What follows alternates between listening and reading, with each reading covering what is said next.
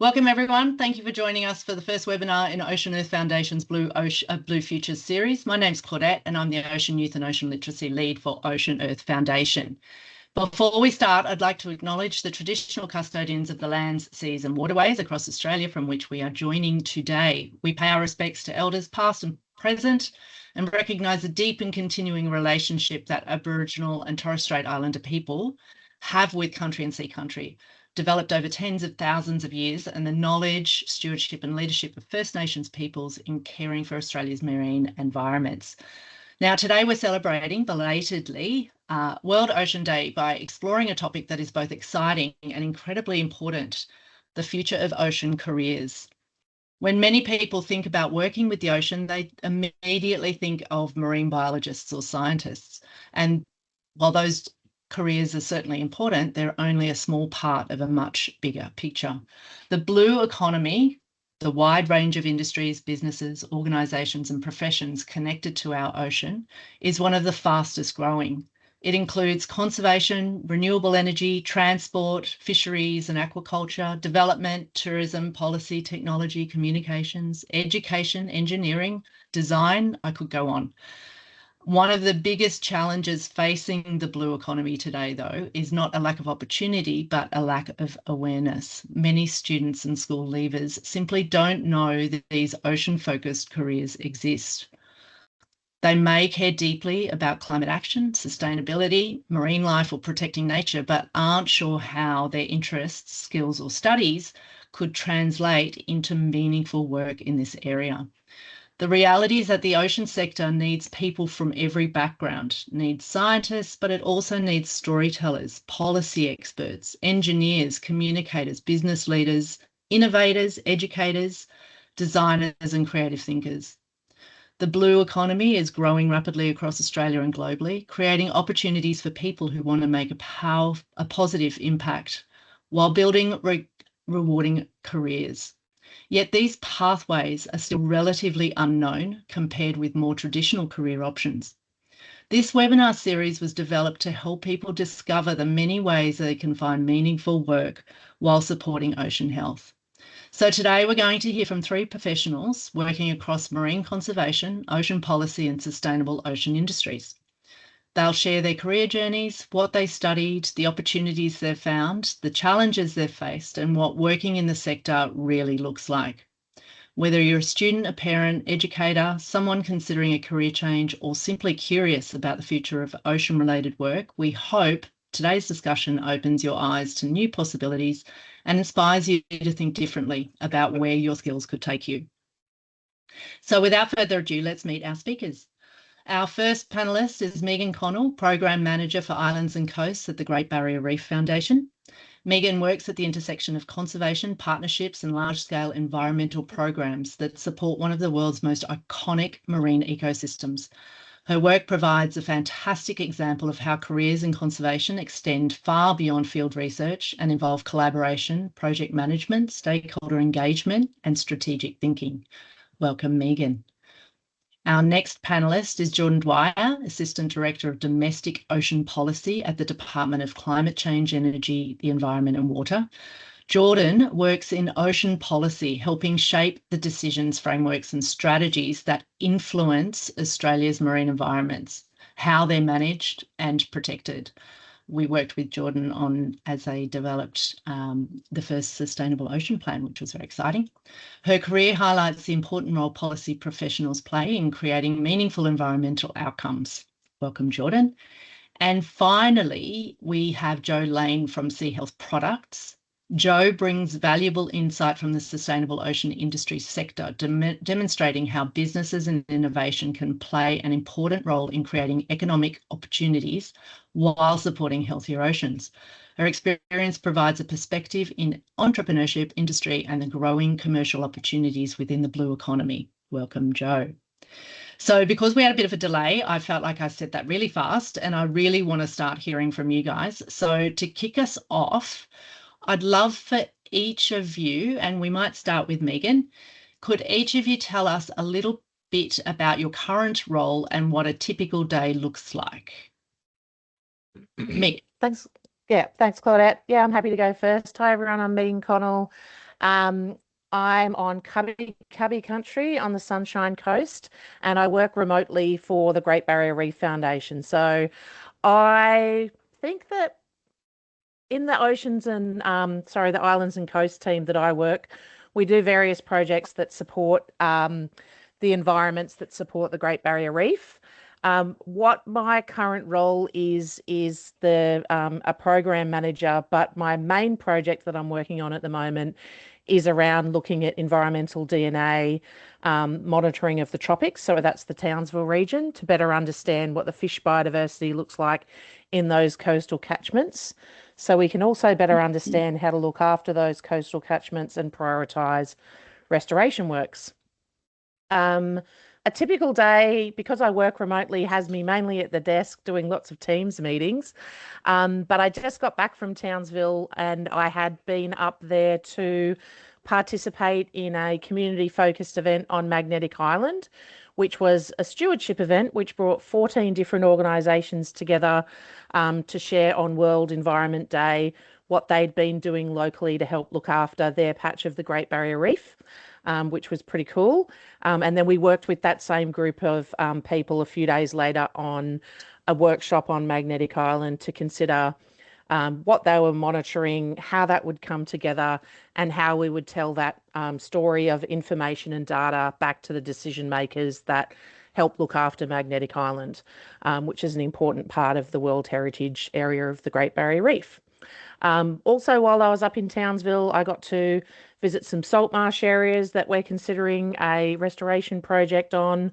I also met with various stakeholders that I'm working on the eDNA project with, including James Cook University, where I had a look at their environmental DNA lab to consider how the project will work with that group. And yeah, just doing lots of work with all of the different project partners I guess I work with that will help us all come together to develop this and deliver this environmental DNA project. So that's what a kind of a current typical day looks like. A little bit of field work and lots of coordination, community engagement, stakeholder engagement, and what I like to call a fair bit of cat herding. So making sure everyone's doing their part of the project at all times. And yeah, a lot of coordination in my role at the moment too. Beautiful. Jordan, what is your day? What's your current role and what does your day look like? Thank you.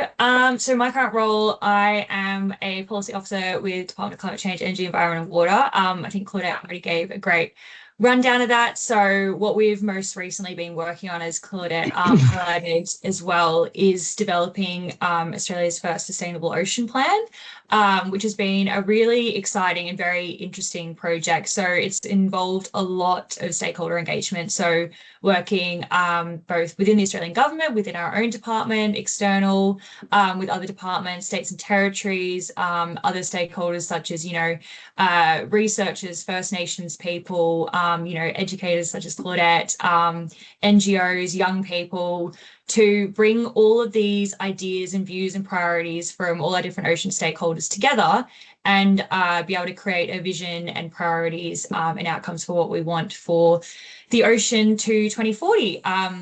So that's been really great work. But alongside that, there's a lot of stuff happening in domestic ocean policy. So every day can look really, really different depending on what's happening at the moment in domestic ocean policy space, the needs of our minister, what we're working on with stakeholders and key issues, and just a number of different projects as well that, may be working on with stakeholders too. So it all can be quite different, which is exciting and very fun. And it's, very collaborative work as well, just making sure that you've always got all those relevant people involved too.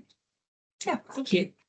Beautiful. Thanks, Jordan. And Joe, what is your role and what does your typical day look like? Okay, hi everybody, and thanks Claudette for the introduction. My name's Jo. I'm a small business owner, so I have a company called Sea Health Products. I'm a seaweed harvester and a seaweed scientist, so I don't necessarily have a typical day. It's very varied. In summer, when we're harvesting, we get up very early and head over to the beach, watch the sunrise and harvest kelp, bring it back, process it, wash it, dry it, and make a range of different products. So the rest of my day might be packing orders, posting orders, replying to emails. Another job I do is applying for funding, working with on grant applications, working with government, working with researchers. I've been working on introducing kelp farming to Australia. So we've set up a lab and we've got some kelp babies that we have to look after as well. So, you know, I might be at the beach, I might be on the computer, I might be in the lab looking at a microscope, but the main goal at the moment is, you know, raising awareness of the ocean, looking at ocean conservation and how we can address the kelp forest decline. Brilliant. I might just say at this juncture, if you've got a question for any of our speakers, please pop it in the chat. Now that I'm kind of calmed down a little bit, I will actually go to the chat or the Q&A, either one, and start seeing if you've got any questions for any of our speakers. So Jo, I might stick with you then for the next bit and we'll work back the other way. Jordan and then Megan, what first sparked your interest in the ocean sustainability or environmental space that you're in? I wasn't always I wasn't really aware of a career in oceans, but I was interested in conservation and I started at uni doing zoology and conservation. And a couple of people said, oh, that's interesting, but what work are you going to get? You'll never get a job. So I went, sure, I'll show you. And I started ringing around zoos and aquariums. And in second year, I got a job at an aquarium in Manly, Ocean World Manly. And that really sparked my interest and opened my eyes to how beautiful the underwater world is. They had beautiful corals and colourful fish. And I just got so immersed literally in it, and that then changed all of my subjects to marine biology and marine science. But at that same time, the more I was learning about it, the more concerned I got about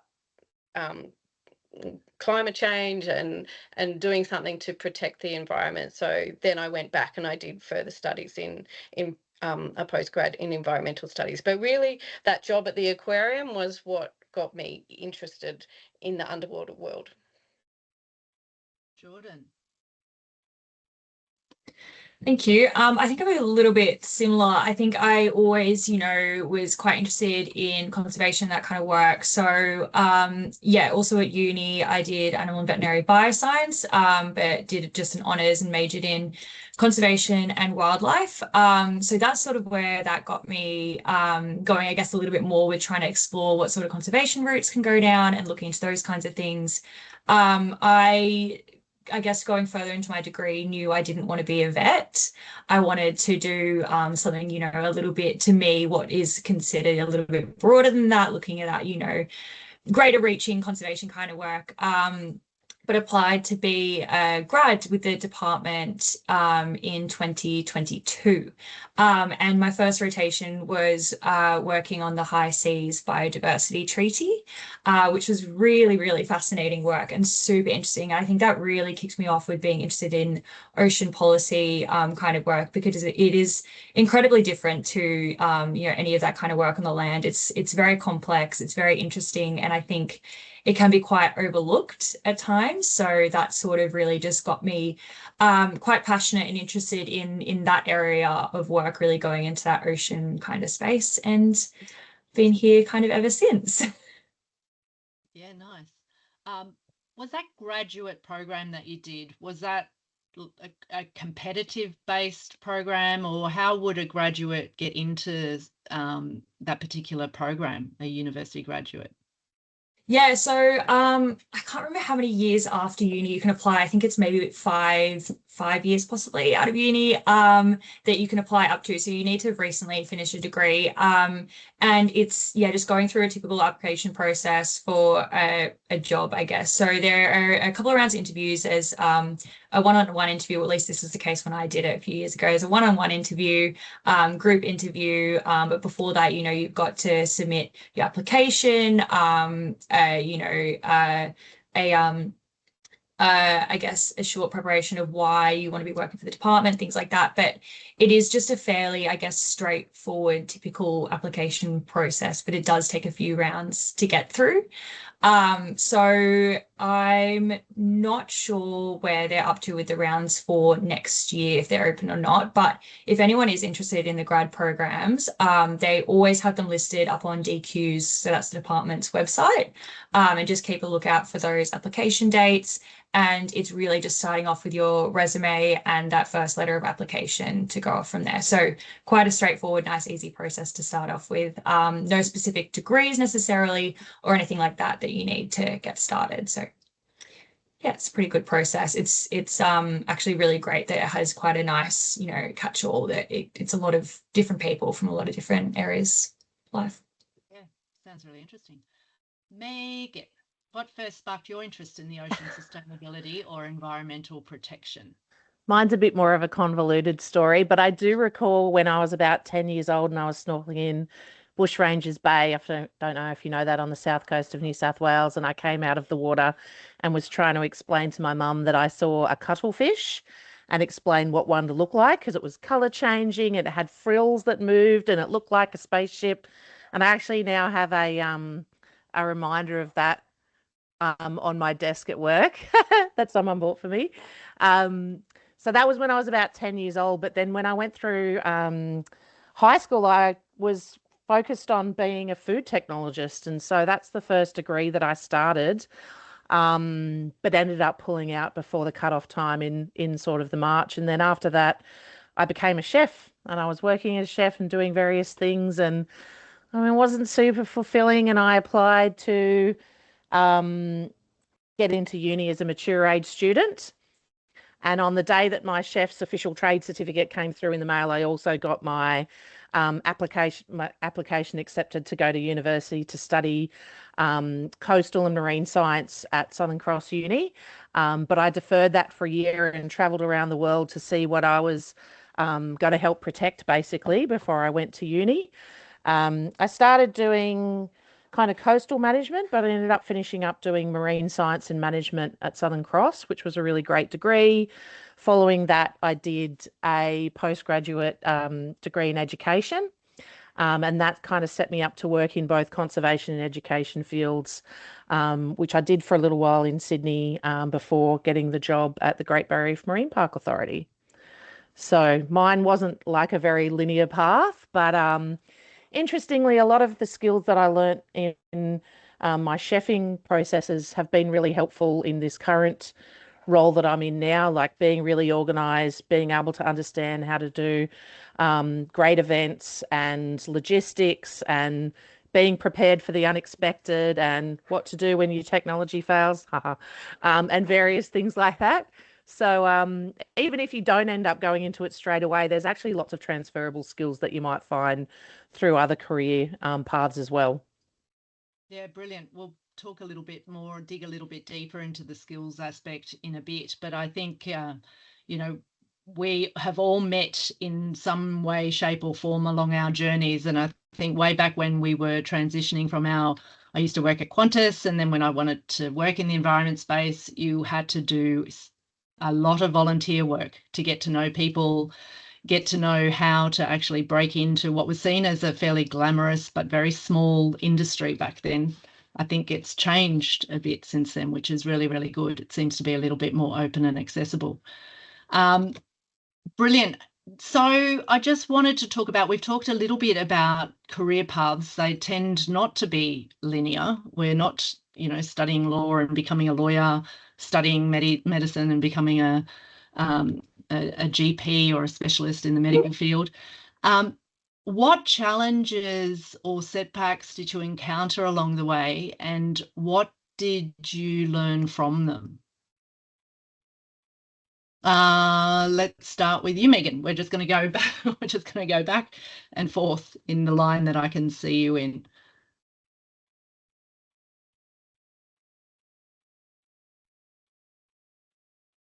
Oh, can you hear me?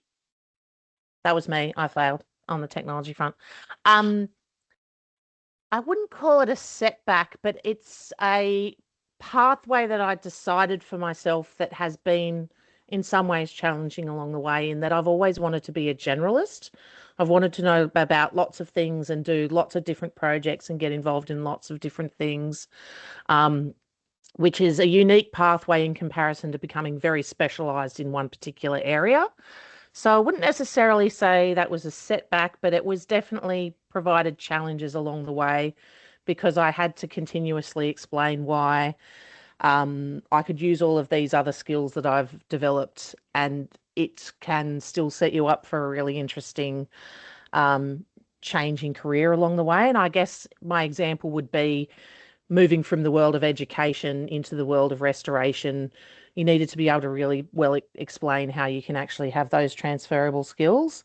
But working with a lot of scientists as managers, they don't necessarily see that bigger picture aspect. Yeah, absolutely. Jordan, setback. Thank you. And Yeah, I think for me, moving directly into this sort of career at this stage of my career, I don't think I've had many setbacks as such in terms of actually getting to where I am. I'm still, quite early in my career. It hasn't necessarily been the longest journey yet, but there's still a way to go to see all those setbacks. So I think for me that really my major setback from my journey from uni to where I am now is more around understanding, I guess, what that pathway is from, finishing a degree. Great, you've now got a degree. Now what, where do I go with this from here? How do I get to, be where I want to be down there? And I think it's not always very clear what that path is going to be, especially in these kinds of roles. So it was just sort of figuring that out for myself, figuring out what it actually was that I wanted to do. As I said, I knew I didn't want to be a vet, and that was about as far as I'd gotten once I finished my degree. So yes, I think that was more so my setback from that perspective. But having that sort of view of there are a lot of different options, there are a lot of different things, and it is good to try a lot of different pathways, whether or not you're sure if it is going to be it is going to lead to where you want to land or not. It's good to just try those different things. For example, whether it's applying to grad roles or different volunteering organizations or something else. You shouldn't feel like where you are at the end of uni is going to lead you to where you want to be necessarily. You need to allow yourself to branch out and try those different things and be flexible, to allow yourself to change your mind to different career opportunities. You don't have to just do the one thing, you don't have to follow the one path as well. I think that's me more so. absolutely. Jo, I imagine trying to carve out a small business on your own in this space probably provided some challenges for you. I know that small business is difficult at the best of times for trying to do something in this space. Have you faced any challenges? Well, plenty. So I bought the business in 2015, so like 11 years ago. But prior to that, I had worked for federal government, state government, local government. I suppose, part of that challenge previously, before I bought the business, was that I did a lot of contract. I thought it was a challenge or a setback. It was a lot of contract work. So I did work for council, and I did work for fisheries, and I did work for national parks. But then looking back on that, having short-term contracts gave me like a whole range of experiences. And then moving into small business, having those connections on the South Coast and having those relationships and knowing, like being a facilitator and knowing who the person to talk to get assistance, because like that's actually their job. The people that work in fisheries, it's their job to help you. But some of the challenges we've had trying to introduce kelp farming, because it's a new industry, it's an emerging industry, is going through the policy and the regulations. So that takes time. As a small business owner, you want things happening, very quickly, but getting new policy and understanding the policy and getting the the regulators to understand what you're trying to do as well has been a challenge. But, you know, that's all about awareness, communication, relationships, looking at overseas examples, looking at interstate examples, and then, you know, doing pilots and you know, working with, not against, you know, working collaboratively with the researchers and the regulators to try, because everybody wants the same outcome. We all want healthy, sustainable oceans. So, you know, if we are working towards that together, then, you know, we should get a positive outcome. Yeah, so it sounds like a lot of patience, resilience, and being starting to get very good at administration. I know that we're all probably pretty adept at applying for grants, receiving feedback that we didn't get the grant, having to overcome those hurdles and go again, which builds a lot of resilience. So having a passion in the space is pretty helpful. Now, just moving on to the blue economy for a little bit. So we've talked about the fact that blue economy is ocean-based industry. So it could be shipping, fisheries, aquaculture, tourism, providing food. That's not necessarily fisheries, so seaweed for food and for packaging. It's becoming more and more common. What are some exciting career opportunities emerging that you may have seen in the blue economy that young people may not know about? You're in this space all day, every day. Are there things that are emerging that might be of interest for young ocean-bound career professionals? And anyone, I'll leave it open to who decides would like to go first. Megan? I'm happy to go. I wrote a list, so that's why I'm ready. So I've worked in very people-centric conservation, but also in the restoration field, and I feel like restoration of marine and coastal environments is only going to, I hope, escalate over the next decade or so. I mean, we're already partway through or halfway through the decade of restoration, and we haven't made as much progress as I would have hoped we would have by now. Some of the areas where I feel that there's going to be growth over the next little while is around the use of GIS and modelling. It's already very much a tool that's used in restoration, but there are so much advances in both AI and sort of multifactorial modelling when it comes to better understanding the marine environment and how changing one factor can have all of these knock-on effects to different other factors. And we've certainly used some of that multifactorial modelling in the restoration work we've done in the intertidal zone in Noosa, for example. So better understanding how, you know, the community, the social, the economic and the environmental impacts of restoration will really, you know, change based on this restoration project. So that's kind of one area. And I do also think that we need more really good, passionate and conservation-focused environmental lawyers. So if there's anyone in your cohort that's out there interested in those areas, because it's just such a changing space. There's a lot of lawyers required when it comes to everything from permit applications to the interpretation of policy to whatever, etc., including from a risk perspective. So I do think that there's a lot of potential in that. And those type of wonderful people are also where we need them for things like the blue carbon work that we do and various nature markets, because there's a whole range of lawyer-related activities that are needed in those sorts of worlds. So there are a few of my places that I think are going to really escalate over the next decade or so. Yeah, really brilliant. Good points. Jordan, I imagine that seeing it from a government agency lens, you'd have a sort of wide perspective on what's happening in the space. Is there anything that's emerging that you can see and share?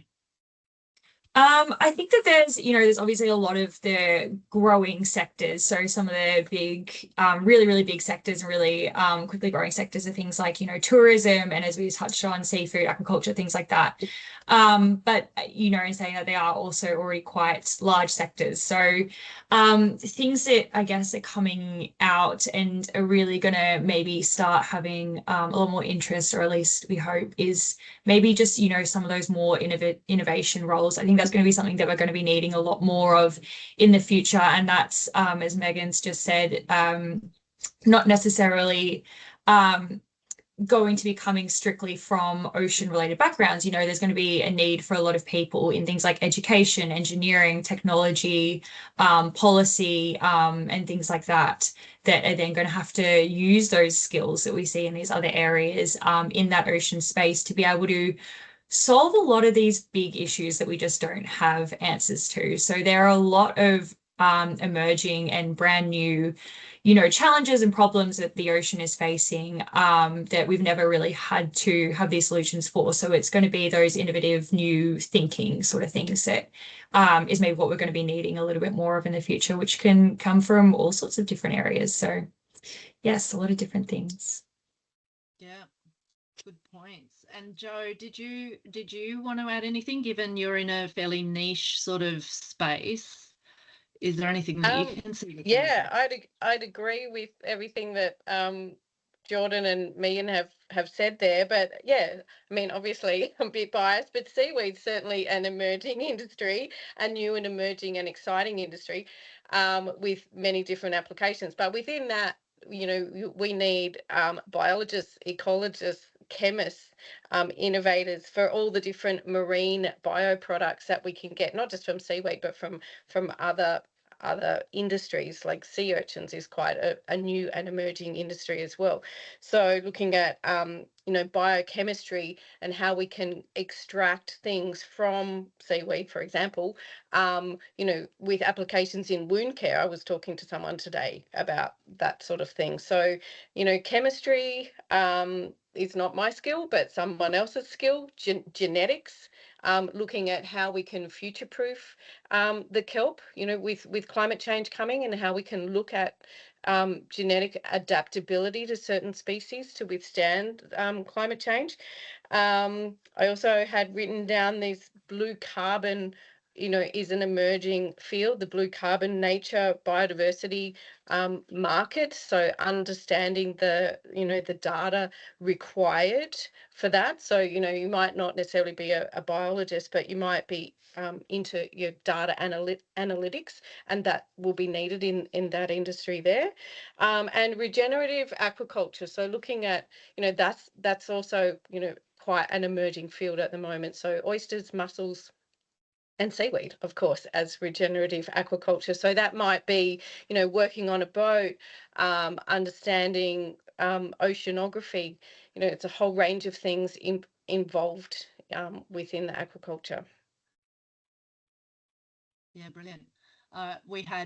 We worked with a young person, researcher and developer who basically turned the exoskeletons of all the peeled prawns and lobsters and crabs, and realized that was just going to landfill, and worked out that actually they've got properties that make it really, really efficient packaging. And that came out of, just a curiosity of trying to understand that there was a resource and potentially a challenge, and doing some research and finding this incredible solution for something that no one had actually seen before. So I thought that was astounding. And there's lots and lots of stories in the blue economy space that we're all seeing about people coming at the problem and then, developing these quite innovative and amazing solutions. So I think some critical thinking and some systems thinking and solutionary sort of approach to things goes a long way as well. We've got a question. Trevor has asked if we can address the best avenues for volunteering and approaching the domain from an adjacent discipline. Many of the not-for-profits have small staff numbers and can see volunteers as too much of an overhead. Did anyone want to talk to that? I'm more than happy to add my two bob worth in a second as well. Does anyone want to have a go at talking about volunteering as an avenue in? I did a lot of volunteering while I was at university. I basically just put my hand up to assist anybody that wanted me to go out and, I don't know, do turtle rodeos and whale eDNA collection and dolphin monitoring and all sorts of different things. And so it was much more of a feasible solution through that process because you were under the auspice of a university. As a professional organisation, it is really quite difficult to get volunteers because of the processes behind it and the efficiencies and all sorts of different things. So, yeah, keep asking those questions though, and there will be scenarios where volunteers can participate in the blue economy type work. And one example of it is through some of the work I did previous to this role in the Nature Conservancy. We had volunteers and assistants helping us with our oyster gardening program and things like shell washing for the oyster gardening program. So yeah, keeping an eye out, asking all of your local environmental organisations if they hear of anything to let you know, or jumping on various places, Facebook pages and all of those sorts of scenarios is where you can find out about those volunteering opportunities and get into the first volunteering opportunity. That might get you into the next one, is basically how it's kind of worked for me over that time. And don't be afraid to learn how to use new technology through that volunteering process, because that's a really great skill set to be building up as well. 100%. Jordan, did volunteers or is that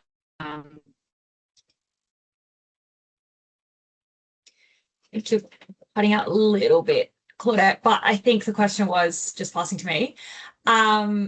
Yeah, so I think, yes, most of my volunteering experience has also been through uni as well, which I think probably, does make it a little bit easier when it is facilitated that way. I had to do a lot of placements as well through uni. So I did some work, going out to Fraser Island, worked with some turtles. I also worked with a whole bunch of other terrestrial related volunteering organizations, like a fox and dingo rescue, which was a lot of fun too.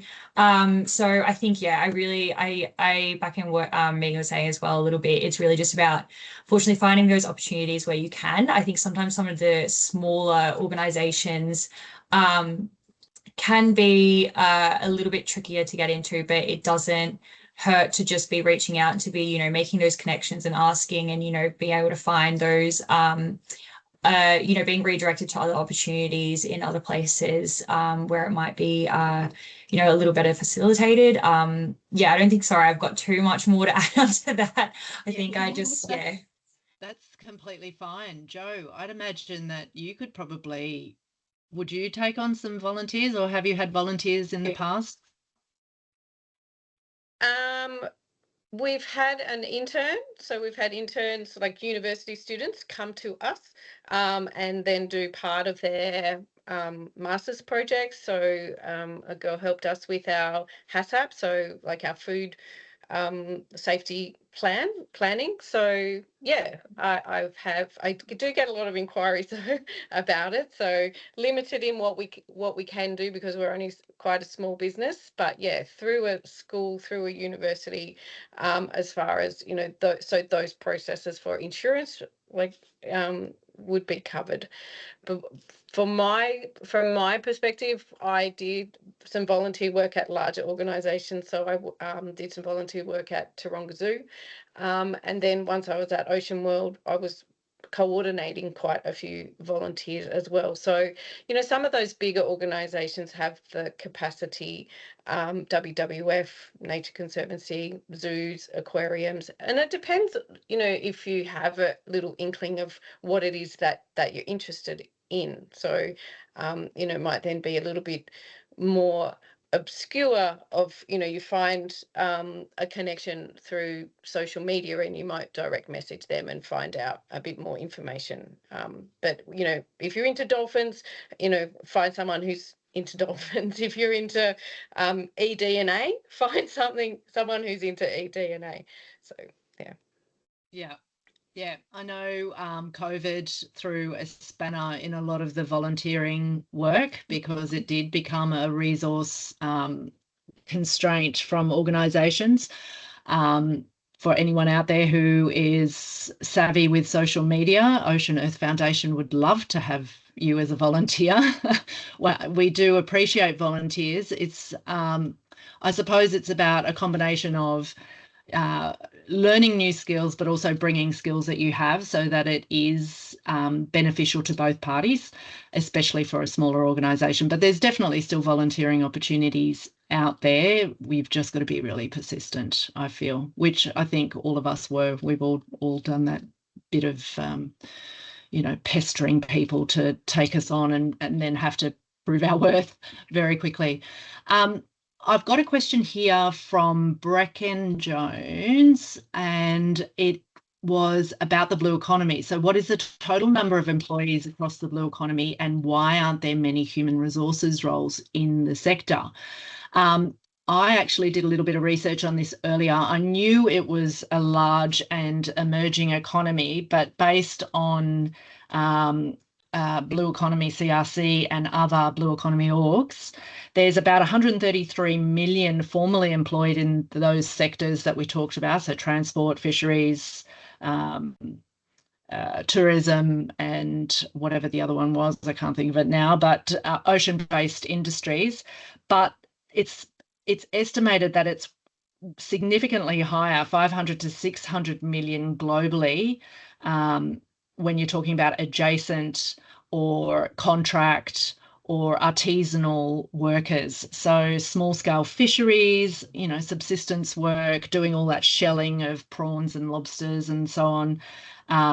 It's actually a fairly significant industry and growing. I've actually put a paper in the chat by the High Panel for Sustainable Ocean Economies, I think it is, talking about the growth over the next couple of decades. So if you get a chance, pop on the link. I think it's one of the first things I put in, and I can also provide it to you in an email after this event.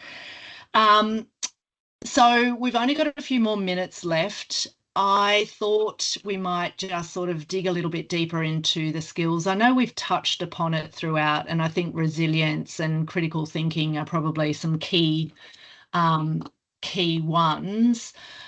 But are there some specific skills that are more valuable or most valuable in your work today that we haven't touched upon? Or if we have touched upon most of them, then we can just sort of just do a breeze over this one. In my role, my most significant skill set, I guess, is project management. And that's a skill you can absolutely learn and begin to study from an earlier age than I did. There's a lot to it, and I think that that's something that I would recommend looking into at an earlier age. And there's also a lot of opportunity from a sort of report writing, graphic design, storytelling, education perspective that people can get started on quite early as well. And so hearing, a youth voice in concerns about environment and conservation really has a role to play, and sharing that with the right decision makers, I think, would be really valuable activity to begin undertaking as soon as possible as well. Yeah, absolutely. Jordan, Joe, did you want to add to that at all? Skills. Yeah, I think I could jump in quickly. I think for my area of work, it is a lot in communication and working with others as well. So it is a very, very collaborative role. You're trying to listen and understand and hear from a lot of stakeholders, whether it's within government or external stakeholders, about their desires and their priorities, or even just working on projects together. And it's working with, ministers' offices and even as other people within your team. It's just very, very collaborative. So I think having that communication and that sort of teamwork skills are very, very important in this role. Yeah, 100%. Collaborative, being able to pick up a phone or stalk people on LinkedIn and then make connections and reach out to them. I think that's absolutely cold calling people that you don't actually know in order to find out more about what they're doing and how you might be able to collaborate. Jo, is there anything that's not been touched upon that you can see as a skill? Well, social media and storytelling and marketing and telling the story, I think is something that's very transferable and very important for this area. To if people don't know what you're doing, then they're not necessarily going to support you. So you have to get that message out there. But just being curious and having a researching, analytical mind and understanding processes and reading different opinions and being able to create a point of view. I think so. Having an analytical, curious mind would be another thing that I would add to that list. Yeah, absolutely. Curiosity is key, gold. Tessa has asked us, do we have any suggestions for high school students for them to build connections among the ocean conservation community? My very first suggestion is reach out to each of us. We are your first point of call. You're on this call. Reach out to those in the community, exactly as we've been talking about. So get yourself a LinkedIn account and start building up your network. I think we can all probably talk about the value of networks and making these connections as far as starting to build those pathways that are not linear. I know Megan and I, we worked in Sri Lanka when about 2001 or 2. Yep. We actually met doing a volunteer mangrove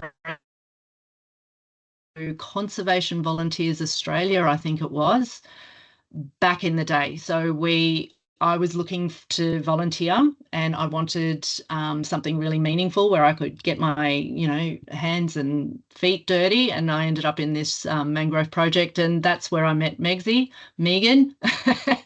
and and we have been tic-tac-toeing ever since in this space, and the whole way sharing connections and networks and experience, and both getting some work with UNSW as lecturers and teachers. And so start now, reach out to us and we can start pushing you forward. That's right.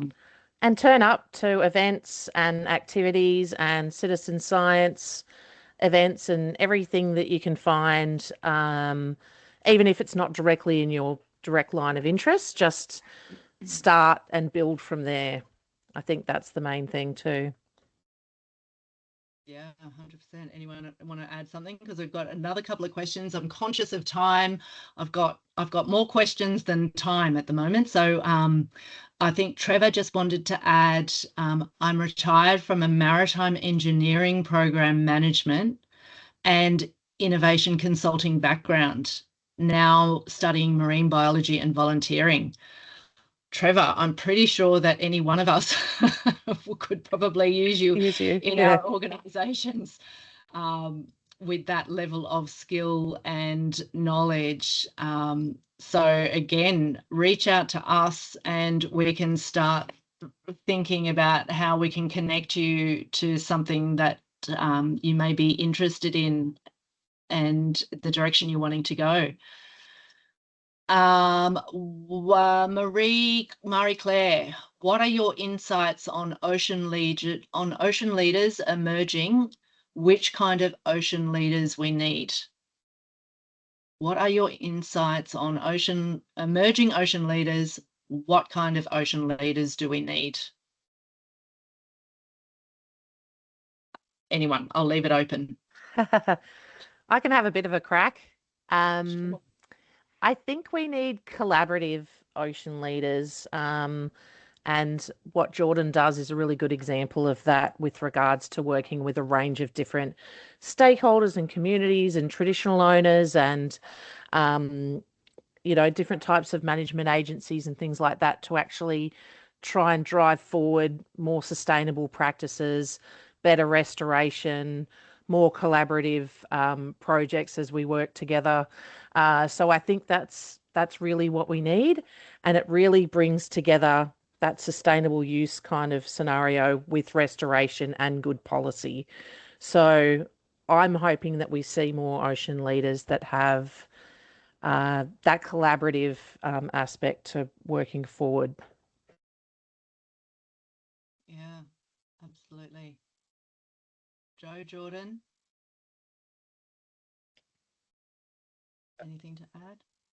Yeah, I would agree with that. I just worked on a paper looking at, cooperatives, like kelp cooperatives for Australia, because it is an emerging industry and we've got lots of individual industries all basically trying to do the same thing. So how can we, we don't want, it's expensive to set up a hatchery, it's expensive to go through the process of getting a farm, it's expensive to set up a processing facility, so maybe we can share those resources and look at a more co-op model and collaborative approach, and pulling in everybody who can be involved, like the researchers, and the policymakers and First Nations as projects as well. So I've been working with that in mind.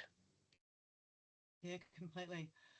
We've got questions here and we've got questions from before. I'm going to wrap it up with probably more two quick questions.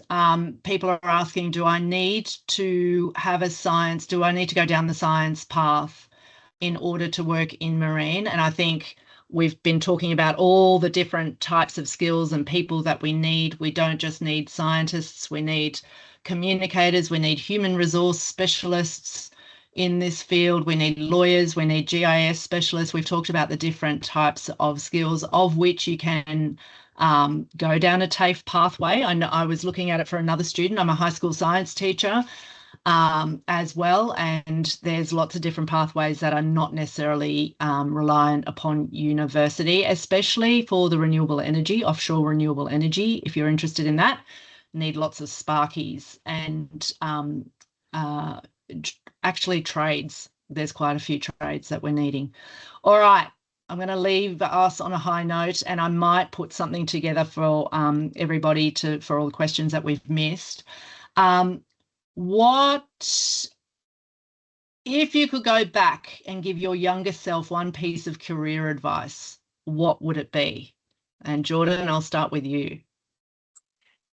I think it's a really good question. I think it's a bit of what I reflected on earlier when we first started this session, is that really just try to not pigeonhole yourself into one thing that you think you want to do or are going to do, is to allow yourself to, as I said, experience these other things, try new opportunities, even if you might think it's not necessarily what you want to do or where you're going to end up, and really just allowing yourself to change your mind.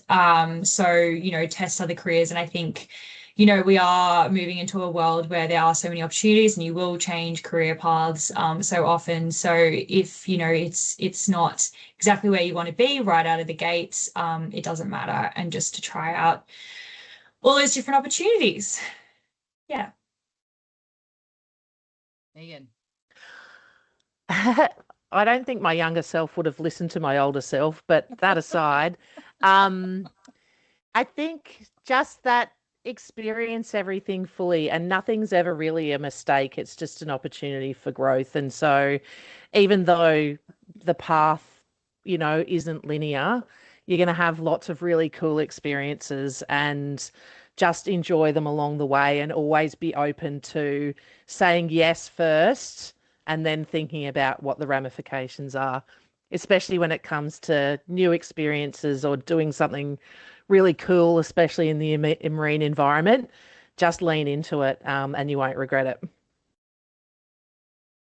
Can vouch for that 100%. Jo, what would your older self tell your younger self? What advice would you give? I totally agree with what the other two have said. It's never a mistake to learn something, you know. So if you're going to learn a language, if you're going to learn a skill, if you're going to get your boat license or learn scuba, just keep on learning and keep being curious and keep being inquisitive. And you never know where that's going to lead you. And be open to listening to other people's stories and what other people what other people can share with you and the advice that they can help. Because I find, particularly, in the marine environment, people are really passionate, and if you show a little bit of interest, they're going to help you. People want to share this knowledge, want to help the environment, and want to help other people succeed. So be open to listening, and choose, when you're at uni or school, choose subjects that are interesting to you, things that you enjoy, and things that are going to be meaningful to you, and have fun. Have fun. I think my older self would have told my younger self, you know what, you can actually do science. I get so many young people who think that they're really bad at science, and absolutely anyone can put in, you can do anything that you set your mind to. So I think my younger self would have been blown away knowing that they've done a double science degree. So I think we're going to wrap it up. That discussion's shown us that there isn't just one pathway into protecting our ocean. Whether your interests lie in science, policy, business, communication, technology, design, engineering, education, community leadership, there's a place for you in the blue economy. The future of our ocean won't be shaped by a single profession. It will be shaped by diverse people bringing different skills, perspectives, and ideas together to solve complex challenges. If you are interested in working meaningfully to help this one and only livable planet, we'll have a second webinar on skills in the blue economy in August, and a third on ocean careers for creatives in September. So make sure you follow OceanEarth Foundation either on socials or sign up for our newsletter so you can keep updated as to when these events will actually occur. Thank you to our wonderful panelists for sharing their stories and insights, and thank you to everyone who joined us today or will view this as a recording. We hope the conversation has opened your eyes to opportunities you may not have known out there and piqued your curiosity. Make sure you at least contact or connect with each of us, as we discussed, and we can start pushing you forward in amongst our 4 networks that span quite far and wide. Thank you all, and have a good evening.